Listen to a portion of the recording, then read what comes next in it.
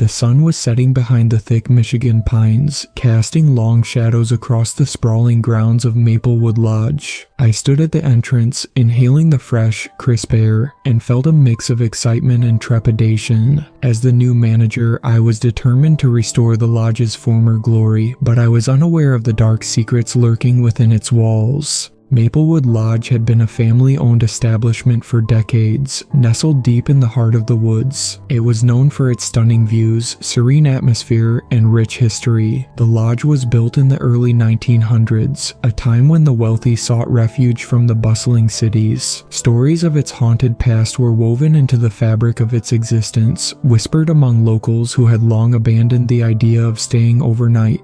As I stepped inside, the scent of aged wood and the faint crackle of a fire welcomed me. The lobby was cozy, adorned with rustic furniture and a grand stone fireplace. I ran my fingers along the polished banister, feeling the years of history seep through the grain. This place had stories to tell, and I was eager to uncover them. "Welcome to Maplewood Lodge." A cheerful voice broke through my reverie. I turned to see Emily, the front desk clerk, a young woman with bright eyes and an infectious smile. "I hope you're ready for a busy season. The guests will start arriving soon." "I'm looking forward to it," I replied, matching her enthusiasm. "I've heard a lot about this place. What's your favorite part of working here?" Emily's expression shifted slightly, her smile faltering for just a moment. "It's beautiful in the summer, but there are some strange things about the lodge." My curiosity piqued. "Strange things? Like what?" She hesitated, glancing around as if ensuring no one else was listening. "Well, there are rules, strange rules, like guests are not allowed to wander into the woods after dark." "Why not?" I asked, intrigued. "There are stories," she said, lowering her voice. "People say the woods are alive, and if you don't respect the boundaries, you might never come back." I chuckled nervously, brushing off her warnings. "Just local legends, right? I'm sure it's all just superstition." Emily frowned, her gaze distant. "Maybe, but I've seen things. Strange shadows, whispers in the trees. Just be careful, okay?" As the evening settled in, I began to unpack my things, organizing the front desk and checking the inventory of supplies. The lodge was equipped with everything from board games to fishing gear, ready to cater to a variety of guests. But as I worked, I couldn't shake Emily's words from my mind. There was something unnerving about the way she spoke, a hint of fear lurking beneath her cheerful demeanor. The next morning, I awoke early to prepare for the arrival of the guests. The sun streamed through my window, illuminating the lodge in a warm glow. Excitement bubbled within me as I envisioned a bustling lodge filled with laughter and stories. Around noon, the first guests began to trickle in, families, couples, and individuals seeking solace in nature. I greeted each one with a smile, offering warm cookies and freshly brewed coffee. The atmosphere felt lively, and for a moment, I forgot about the eerie warnings. As the day wore on, the lodge filled with chatter and laughter. I felt a sense of belonging, as if the lodge had wrapped me in its warm embrace. However, as night approached, the air grew heavier and an unsettling tension settled over the gathering. Around the fireplace, a group of guests began sharing ghost stories. I leaned closer, intrigued. "I heard this place is haunted," a man with a thick beard said, his voice low. "They say a manager went missing years ago, just disappeared without a trace." "Really? What happened?" a woman asked, her eyes wide with curiosity. "They say he was last seen near the woods, breaking one of the lodge's rules. Now they say his spirit wanders the grounds watching over the guests," he replied, leaning back with a grin. I felt a chill run down my spine. "What rules?" I interjected. "The rules the previous managers put in place," he said. "Never go into the woods alone, never wander off after dark, and most importantly, don't disturb the well." "Why not the well?" a young girl asked, her voice barely above a whisper. "They say it's cursed," he replied. "If you look into it, it might look back." The fire crackled, and the guests laughed nervously, but I felt a knot form in my stomach. The stories were harmless fun for them, but I sensed something deeper lurking beneath their laughter. As the night wore on, I caught Emily's gaze across the room. She looked uneasy, her fingers fidgeting with the hem of her shirt. I approached her, curiosity burning in my chest.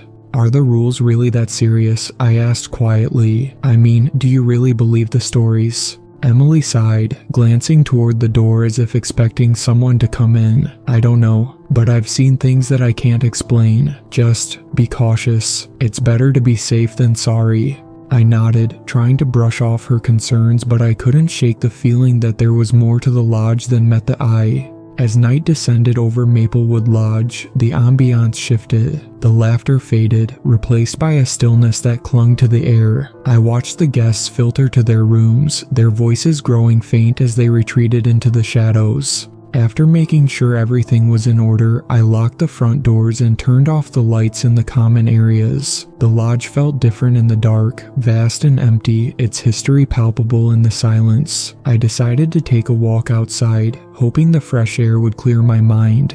Stepping onto the porch, I was enveloped by the cool night breeze. The moon hung low in the sky, casting an ethereal glow over the lodge and the surrounding woods. I gazed into the trees, feeling a strange pull toward the darkness beyond the property line.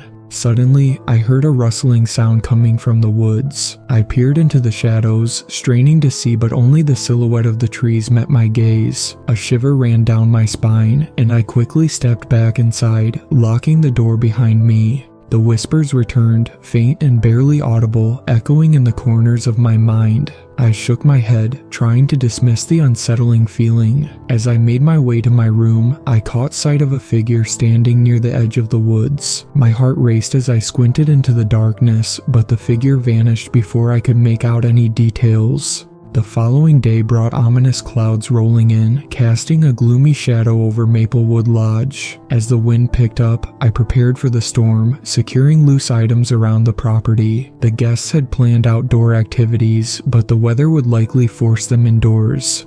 By late afternoon, the rain began to fall, heavy and relentless. Guests gathered in the common area, playing games and sharing stories, their laughter a welcome distraction from the howling wind outside. I tried to keep the atmosphere light, but as night fell, an uneasy tension filled the lodge. The storm raged on, lightning illuminating the sky and thunder shaking the foundation. I noticed a group of guests gathered near the fireplace, their faces pale. "What's wrong?" I asked, approaching them. "We heard something outside," a woman said, her voice trembling. It sounded like someone calling for help. My heart raced at the thought. "Are you sure? With the storm, it could have just been the wind." "No," she insisted, her eyes wide.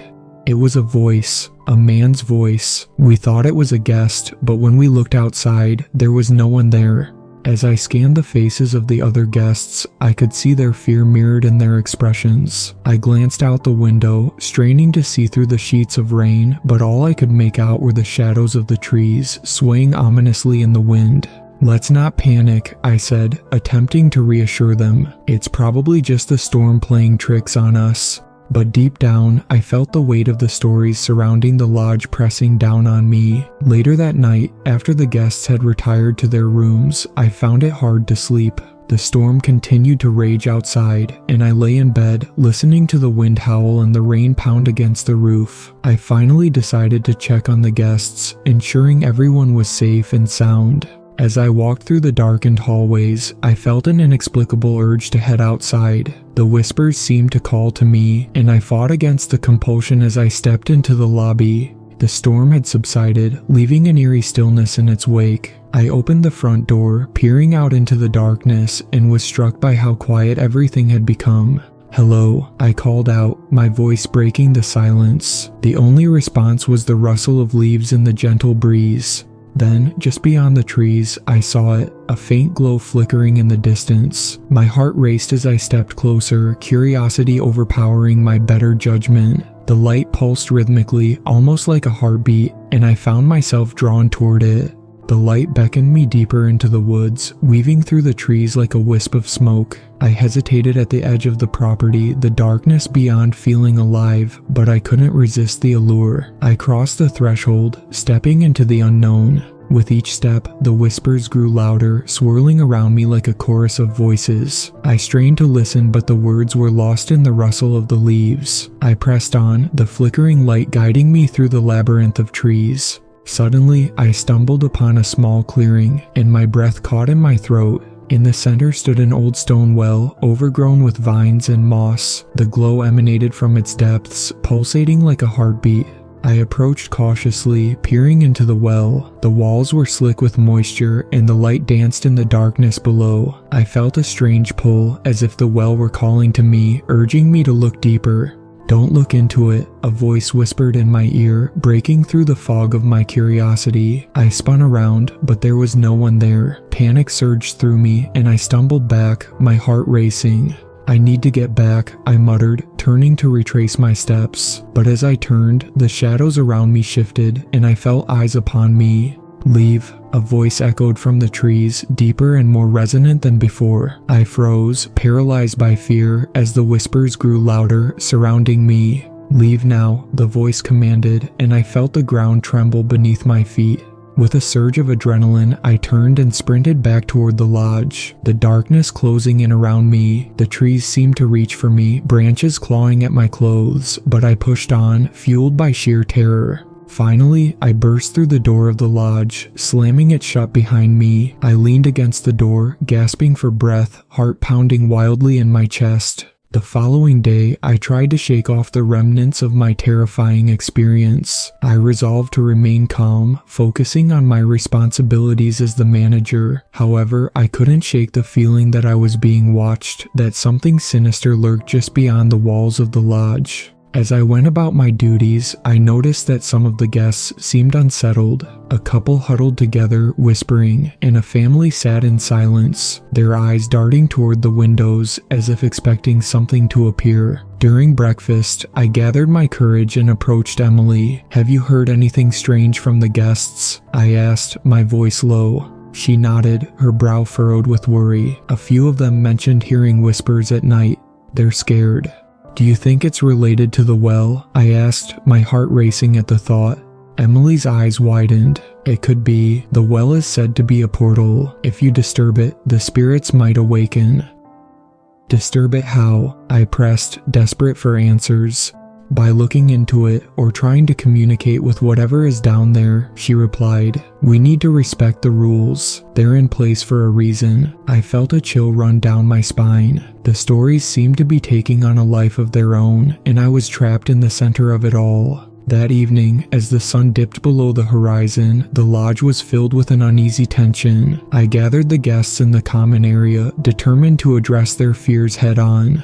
"Thank you all for coming," I began, looking around at their anxious faces. "I understand there have been some unsettling experiences lately. I want to assure you that the lodge is safe, and we're here to make your stay enjoyable." A man raised his hand, his expression stern. "You can't dismiss what we've heard. There's something in the woods, something that wants us to leave." A murmur of agreement rippled through the crowd.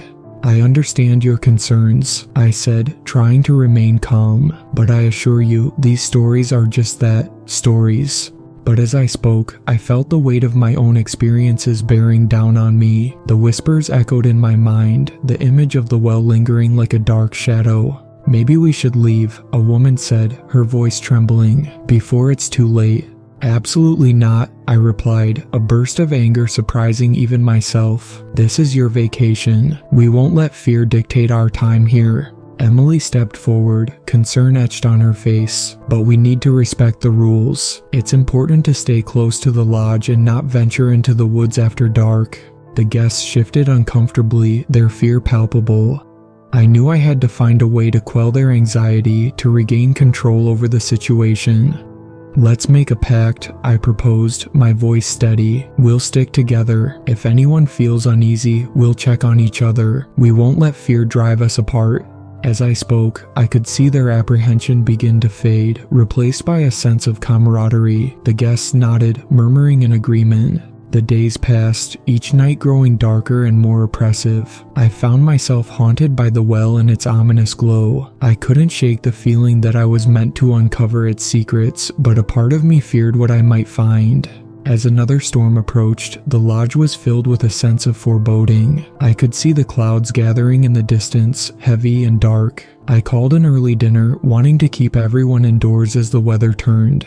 During the meal, the atmosphere was tense. The sound of thunder rumbled in the distance, echoing through the lodge like a warning. I tried to engage the guests in light conversation, but their eyes flicked toward the windows, watching the approaching storm. After dinner, I gathered everyone in the common area, hoping to distract them from the brewing storm. "How about a game night?" I suggested, pulling out a deck of cards. "Let's have some fun." Reluctantly, the guests joined in, laughter filling the room as we played games and shared stories. But as the storm raged outside, the winds howled and the lights flickered ominously. Suddenly, the power went out, plunging the lodge into darkness. Gasps echoed through the room, and I felt the cold grip of fear wrap around my heart. "Stay calm," I shouted, trying to maintain control. "Let me grab some flashlights." As I fumbled around in the dark, I could hear whispers rising from the corners of the room, an unsettling sound that sent chills down my spine. "Is anyone else hearing that?" one guest asked, their voice quivering. "Just the wind," I assured them, forcing a smile despite the unease gnawing at my gut. As I returned with the flashlights, the glow illuminated the worried faces of the guests. "Let's stay together," I said, trying to instill confidence. "We'll be fine." But just then, a loud crash echoed from outside, followed by the sound of something heavy hitting the ground. The guests jumped, fear palpable in the air. "Stay here," I instructed, heart racing as I moved toward the door. "I'll check it out."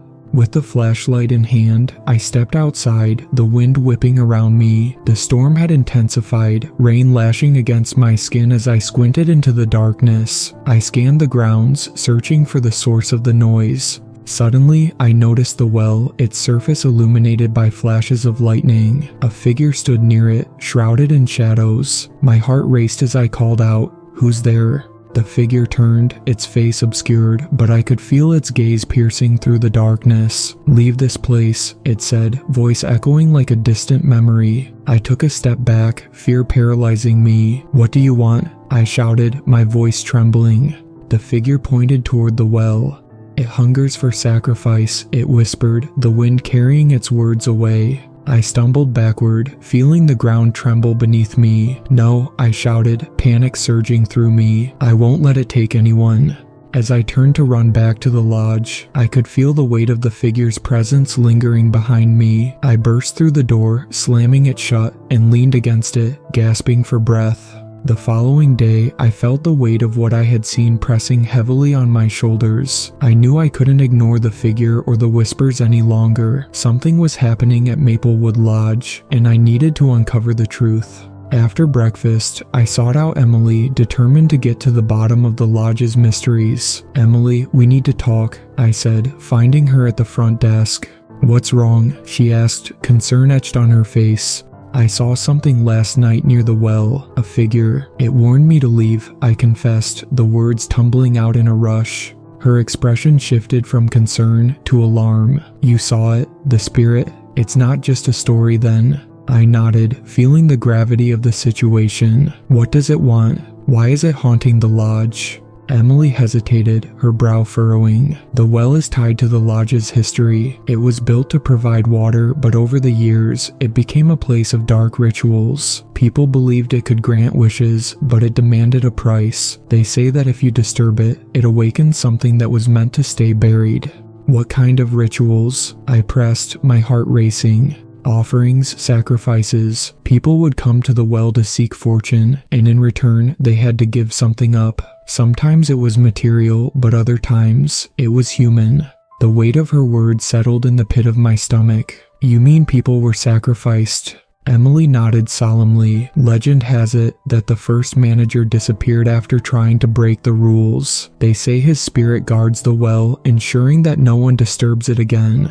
Panic surged through me as I recalled the stories I had heard. "So, the guests, they're in danger," Emily interrupted, her voice urgent. "We need to warn them and stay away from the well." Just then, a loud bang echoed from the main hall, drawing our attention. We rushed to investigate, finding a group of guests huddled together, eyes wide with fear. "What happened?" I asked, heart racing. "We heard something outside," one guest exclaimed. "A scream." Before I could respond, the lights flickered, plunging us back into darkness. The whispers returned, swirling around us, echoing through the hall. "Stay close," I shouted, trying to maintain control. "We need to find flashlights." As we searched, the whispers grew louder, filling the air with a haunting melody. I could feel the presence of the figure lurking just beyond our sight, watching, waiting. "Let's go to the common area," I suggested, leading the guests toward safety. But as we moved, the walls seemed to close in, shadows creeping closer, the darkness swallowing us whole. Finally, we reached the common area, the flickering light illuminating the worried faces of the guests. I gathered them together, trying to quell their fears. "We need to make a pact," I said, my voice steady. "We can't let fear divide us. We'll stay together, and if anyone feels uneasy, we'll check on each other." A murmur of agreement passed through the group, but I could see the fear in their eyes. The atmosphere felt charged with tension, the weight of the well's history pressing down upon us. As we settled in, I tried to distract everyone with games and stories, but the darkness lingered just outside the lodge, a palpable presence that refused to let go. As the night wore on, I caught sight of Emily staring out the window, her face pale. "What is it?" I asked, moving closer. "I don't know," she whispered, her eyes wide. "But it feels wrong, like something is coming." The wind howled outside, and I could feel the lodge tremble in response. I turned to the guests, trying to project confidence. "We'll be fine. Let's focus on keeping each other safe." But just as I finished speaking, a loud crash echoed from the back of the lodge. We all jumped, fear gripping our hearts.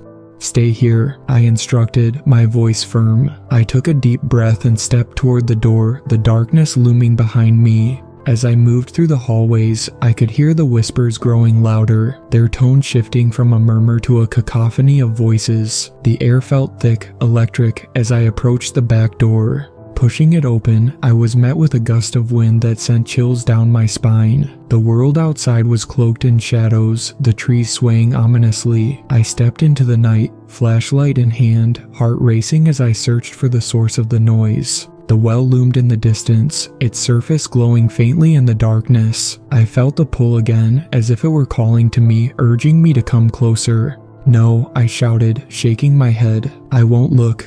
But as I turned to leave, a figure emerged from the shadows, blocking my path. My heart raced as I recognized the familiar shape. The manager from the stories, his face obscured by darkness. "Leave this place," he commanded, his voice echoing through the trees. "Why? What do you want?" I asked, desperate for answers. He stepped closer, and I could feel the weight of his presence. "The well demands a sacrifice. You must choose. One must pay the price for the others to leave." Fear surged through me, and I took a step back. "I won't let anyone get hurt."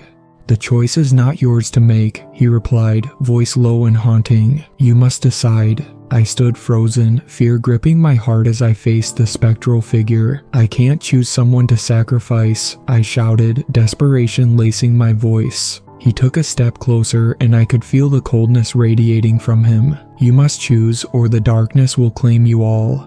Panic surged through me, and I glanced back toward the lodge, where the guests huddled together, their faces pale with fear. I couldn't let any of them suffer because of me. "Why does it have to be like this?" I asked, voice trembling. "Why does anyone have to pay?" "Balance must be restored," he replied, his voice echoing through the night. "You must give what the well demands." In that moment, I felt the weight of the lodge's history pressing down on me, the sacrifices of the past echoing through time. I knew I had to make a decision, but the thought of choosing someone to suffer sent chills down my spine. I turned back to the lodge, heart racing as I thought of the people inside. "We'll find another way," I whispered, desperation flooding my voice. But the figure shook his head. "The darkness will consume you if you do not comply. One must pay the price." "Please," I pleaded. "I can't do this. I won't let anyone be hurt."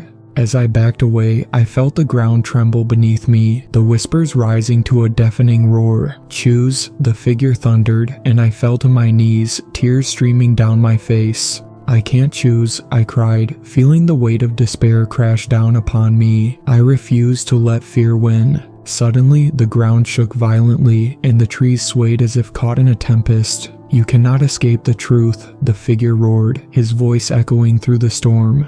In that moment, I realized I had to confront the darkness, not just for myself, but for the guests relying on me. I looked up at the figure, my heart pounding. "I choose to break the cycle," I shouted, determination flooding my veins. "I won't let the well take anyone else." As the words left my mouth, the air around me crackled with energy, and I felt a surge of power coursing through me. The figure hesitated, his expression shifting. "You defy the rules," he said, his voice wavering. "Because they are wrong," I shouted back, feeling the strength of my conviction rising. "No one should have to pay for the past." With that, I stood, my heart racing as I faced the well. I stepped forward, determination propelling me. "I refuse to let you control our fate." The whispers crescendoed, the wind howling as I approached the well. I could feel the weight of the past pressing down, the memories of sacrifices long forgotten, but I was done running. I reached the edge of the well, staring into its depths. The glow pulsed ominously and the whispers intensified, filling my mind with a cacophony of voices. "You will regret this," the figure warned, but I felt a newfound strength rising within me. "I won't be afraid anymore," I declared, my voice strong. "You have no power over me." As I leaned over the well, I felt a surge of energy pulse through my body, and I plunged my hand into the water, pulling it up to my chest. The coolness enveloped me, and I closed my eyes, letting the darkness wash over me. In that moment, I felt the memories of the lodge flow through me, echoes of laughter, cries of despair, and whispers of hope. I embraced them all, feeling the weight of their stories settle within my soul. "I release you," I shouted, the words bursting forth from my heart. "I break the cycle." With that declaration, the air around me exploded with light, a brilliant white that enveloped the darkness. The whispers turned to screams, echoing in my ears as the figure lunged toward me, but I stood my ground. "No more," I shouted, the power of my resolve sending waves of energy radiating outward. The light engulfed everything, and I felt the darkness recede, the whispers fading into nothingness. As the storm raged around me, I felt a sense of peace wash over the clearing. When the dawn broke, the world felt different. The air was still, the weight of the lodge's history lifting like a veil. I opened my eyes, blinking against the soft morning light filtering through the trees. I was still by the well, but it looked different, less ominous, more serene. The glow had faded, leaving only the gentle trickle of water. I stood, feeling the warmth of the sun on my skin, and turned to head back to the lodge. As I approached, I noticed the guests gathered outside, their faces filled with relief. "Is it over?" one of them asked, eyes wide. I nodded, a smile breaking across my face. "It's over. The darkness has been banished." Emily stepped forward, her expression one of disbelief and hope. "You did it. You broke the cycle." "We all did," I replied, glancing around at the guests who had come together in the face of fear. "We faced the darkness as one." As the sun rose higher in the sky, I felt a sense of renewal wash over me. The lodge had been a place of fear, but now it was filled with hope and laughter, a sanctuary for those who had come seeking solace. The whispers were gone, replaced by the sounds of birds chirping and the rustle of leaves in the breeze. I felt a weight lift from my shoulders, and for the first time since I had arrived, I truly felt free. "Let's celebrate," I suggested, my heart light. "A new beginning for Maplewood Lodge." The guests cheered, their spirits lifted as we gathered to share stories, laughter, and a renewed sense of camaraderie. As we celebrated the dawn of a new era, I knew the past would always be a part of us, but it no longer held power over our lives. Together, we would forge a brighter future, free from the shadows of the past.